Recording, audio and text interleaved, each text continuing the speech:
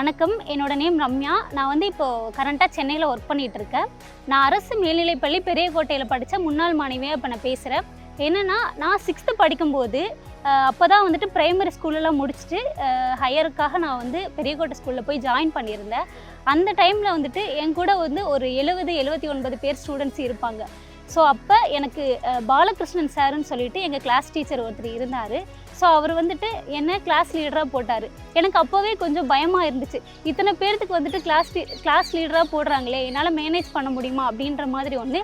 ஆனால் வந்துட்டு என்னை நம்பி எனக்கு அந்த பொறுப்பை வந்துட்டு 6th படிக்கும் போதே கொடுத்தாங்க. நான் அதுக்கேற்ற மாதிரி அந்த பொறுப்பையும் நல்லா பண்ணினேன். ஸோ வந்துட்டு அந்த சின்ன வயசுலேயே ஒரு நல்ல பொறுப்பு கொடுத்தனால நான் வந்துட்டு 12வது முடிக்கிற வரையிலுமே வந்துட்டு நான் கிளாஸ் லீடராக இருந்திருக்கேன் அப்படின்றது வந்துட்டு இந்த இடத்துல நான் பெருமையாக சொல்லிக்கிறேன். ஸோ அந்தளவுக்கு எனக்கு சின்ன வயசுலேயே ஒரு லீடர்ஷிப் பதவியை கொடுத்த அந்த ஆசிரியருக்கு இந்த நேரத்தில் நான் நன்றியை தெரிவிச்சுக்கிறேன். அனைவருக்கும் ஆசிரியர் தின நல்வாழ்த்துக்கள். வெளியீடு உங்கள் செய்தி மக்கள் தொடர்பு துறை.